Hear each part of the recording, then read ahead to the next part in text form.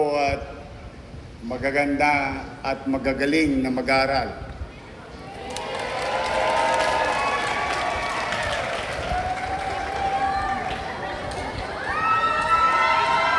St. Paul talaga, may asim pa eh.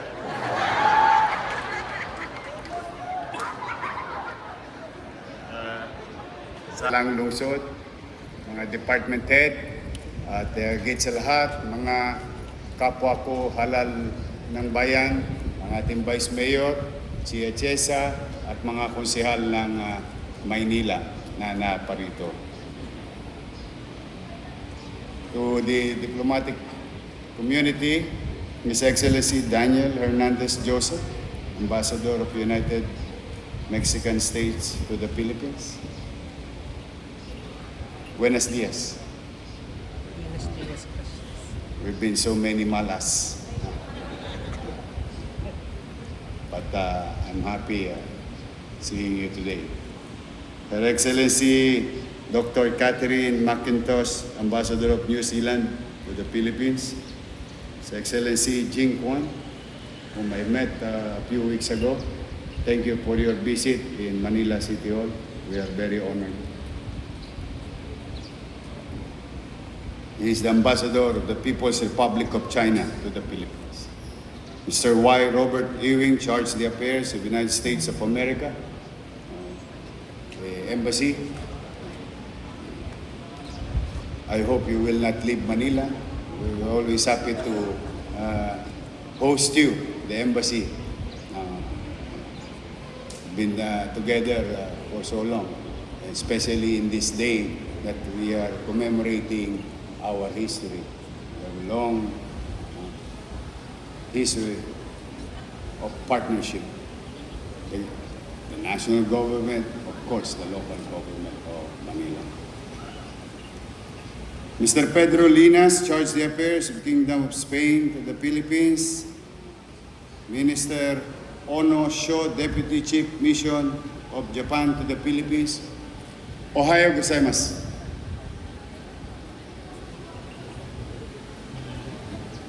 Mr. Nicholas K., Deputy Ambassador of Australia to the Philippines. Lieutenant Colonel Jason King, Defense Attaché of Canada to the Philippines. Ms. Carminda R. Arevalo, Executive Director, National Historic Commission. Major General Gregorio Hernandez, Philippine Navy Commander of NCRCOM. Armed Forces of the Philippines, Assistant Secretary Domingo C. Carbonell, Junior Deputy Administrator for Operation, the Philippines Veterans Affairs Office, who is our neighbor, retired Major General Romeo D. Alamilio, President CEO of the Veterans Federation of the Philippines, Sister Maria Evangeline Anastasio, President of St. Paul University, Manila.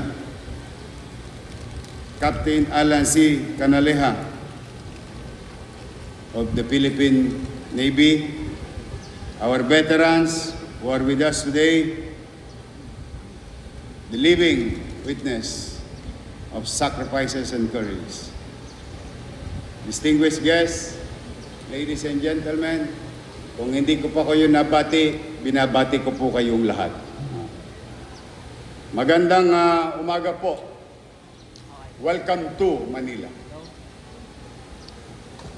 In the past, our forefathers would always say, Manila is the window of opportunity. It is the Paris of days, as they call it in the past.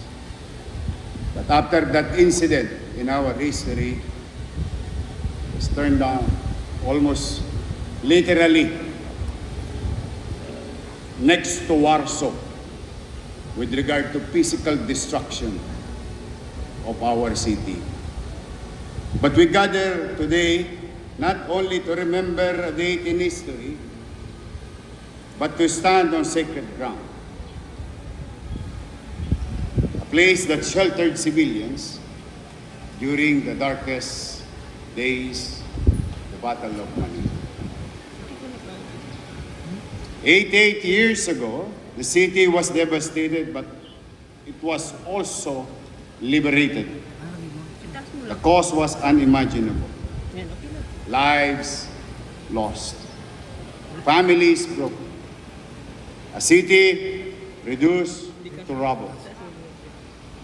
And yet, from those ruins, Manila rose again. Manila rose, and doing so showed the world what true resilience means. Resilience is not forgetting the pain. It is choosing to rebuild despite the pain. We remember today not to reopen wounds, but to learn, to heal, and to choose peace.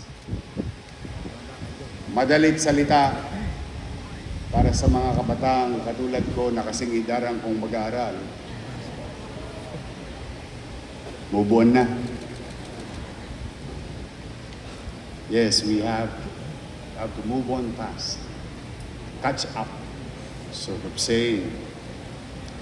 We do not forget, but we forgive. Alam po ninyo, in not forgetting, you will be reminded of what happened in the past. So that decisions that we're going to make today will be a great value and lesson of that story. We forgive because we are human being believing in God. Jesus said, we forgive. Eh kung ang Diyos nagpapatawad, man pa ba tayong mga tao lamang? And that, I think it's very timely today to say my piece, why I have forgiven most politicians of Manila. At yakapin sila kahit na masakit sa puso't isipan ang mga bagay na ginawa nila sa akin, sapagkat ang tao'y nagdesisyon na, nagpasya na, we move on to fulfill our obligation to the people. And we must work together. Laging ipinagpapaalala ng Panginoon ang kapatawaran sa kapwa. But also, by not forgetting, we can learn the mistakes of the past, not to do it again in a given situation. It is our North Star, those stories and mistakes. And also, at the same manner, on the other side of the river, their success will be our North Star also. Ano man ang ikinagaling na dapat nating gayahin upang ipagbuti ang katatayuan ng tao. Bakit ba hindi? Kaya po, again, we do not forget, but we forgive. Because that's what God asks us to do. Because in history, in conscience and faith demand of us. Memory without hatred. And this is nowadays. It is in our heart, in our mind. Keep on hating each other because of somebody doesn't believe in our arguments or beliefs also. But, everybody is entitled to their opinion. If you know how to respect such, then there will be peace in a classroom, in a community, institution, in the country and city. Memory without hatred is what allows nations and peoples to move forward together. We honor our veterans. Palakpakan po natin sila.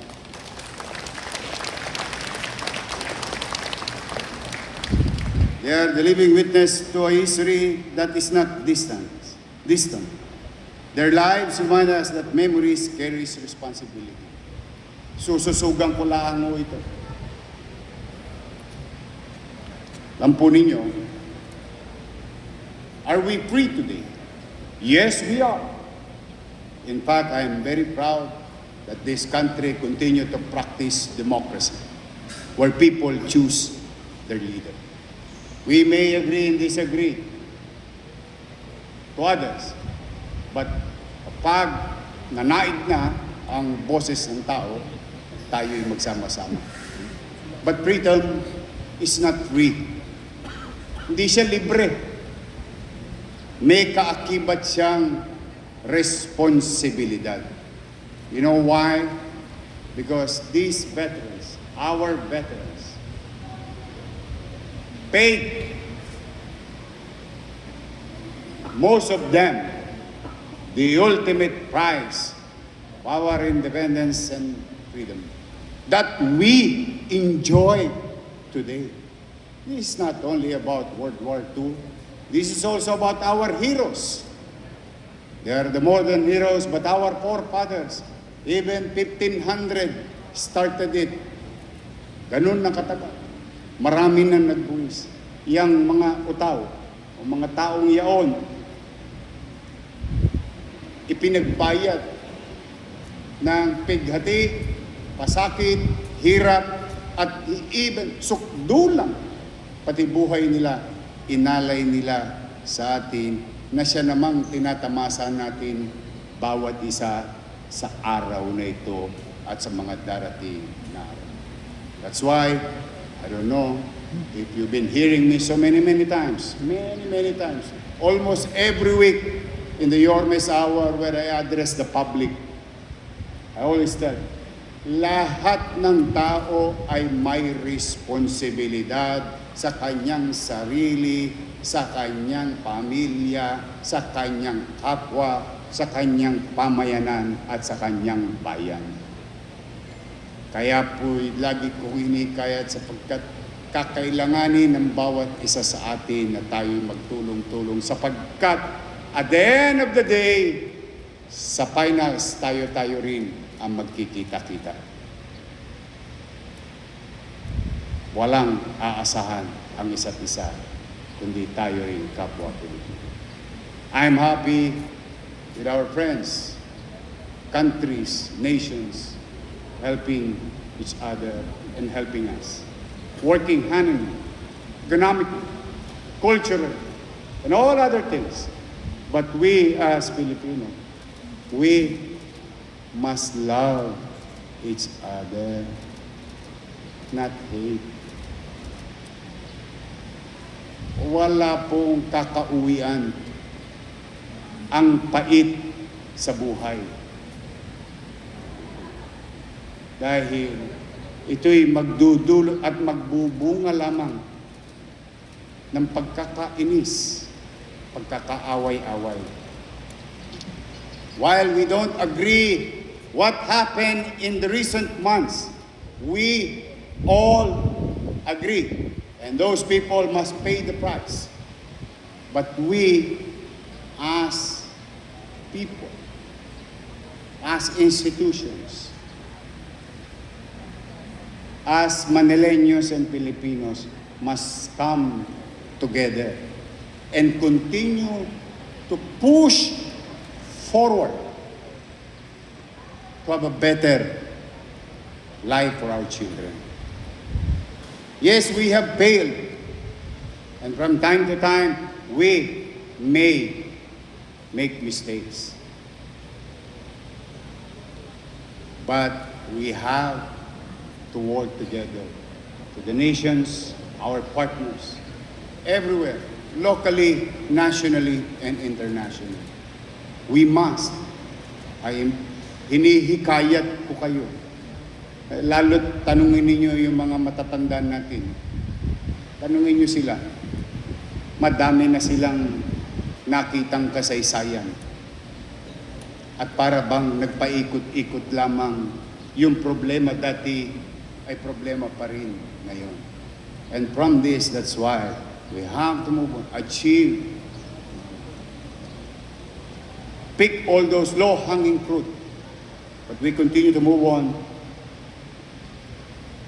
in a midterm, whether short-term or immediate, but definitely for the long-term development of our city and course as a country. Because the threat we face today may no longer just be the bombs and bullets, but they are no less real. We see them in disasters made worse by the climate change. We see them in health emergencies that put our system to the test. We see them in disinformation, cyber threats that quietly weaken trust and divide societies. For the city like Manila, dense, coastal, and deeply interconnected, these risks are not abstract. They are part of our everyday governance. The lesson of the Battle of Manila is clear. No city survives alone. Resilience today is about readiness. It begins before a crisis strikes, when people are warned in time and the government knows how to act. Just as civilians once found refuge here, our people today must be able to rely on the government that is responsive and ready. This is not simply a matter of capacity. It is a matter of duty. The rebuilding of Manila after the war was not the work of one sector alone, or one institution, or one nation. It was a product of bayanihan, cooperation of local, national, and international partners in both private and public sectors. The same spirit of bayanihan is what we need today. Mas madalit salita para sa mga ATABs, collaboration. Collab tayo.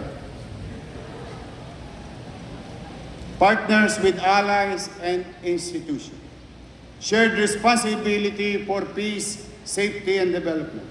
We are honored to be joined today by the members of the diplomatic community. Your presence reminds us that after the war, cooperation helps cities rise again. And that even today, peace is sustained not by isolation, but by partnership. In facing modern risks, we continue to learn from one another, share experience, and act together when it matters most.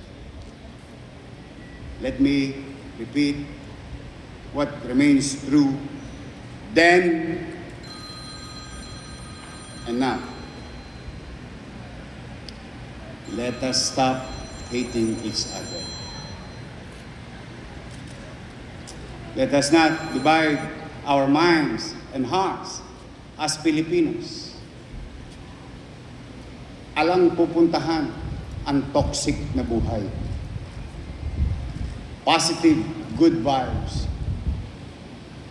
And continue to fulfill your visions and aspirations in life. Even your dreams. Mga kababayan, mga batang Maynila, mga guro, institusyon, ahensya ng pamahalang nasyonal at lokal. Kami po sa lungsod ng Maynila, ang ating diplomatic community ay malugod at mainit at lalo sa araw-araw. Welcome po kayo sa lungsod ng Maynila. Mga kababayan, there is so many challenges as a city like Manila. Old, but we're proud of it. If you want beautiful buildings, architecture, Go to Ortigas, Pasig. Go to BGC, Taguig. Go to Makati. They have all the beautiful buildings there. But they don't have a story. There is no soul. Here in Manila, we are old, but we have a lot of story to tell. And in Manila, most of Filipinos has a story to tell, one way or another. So while it is old, the least thing that we can do for the people of Manila and those people who will come in and out of Manila every day ay gawin itong maaliwalas at panatag ang pamumuhay. At the very least that we can give to the people. But I humbly seeking your help. I alone cannot do it. I cannot do it alone. That's why, buong kababaang loob sa bawat isa sa inyo na naparito, tulungan niyo po ako. Ang sukli ko naman, magbubuti ako. Magiging mainam ako. Magiging may epesyente ako. Kulang ang araw ay gagawin kong araw. Ang gabi, gagawin ko pa rin araw. Mapaglingkuran ko lang kayo ng maayos.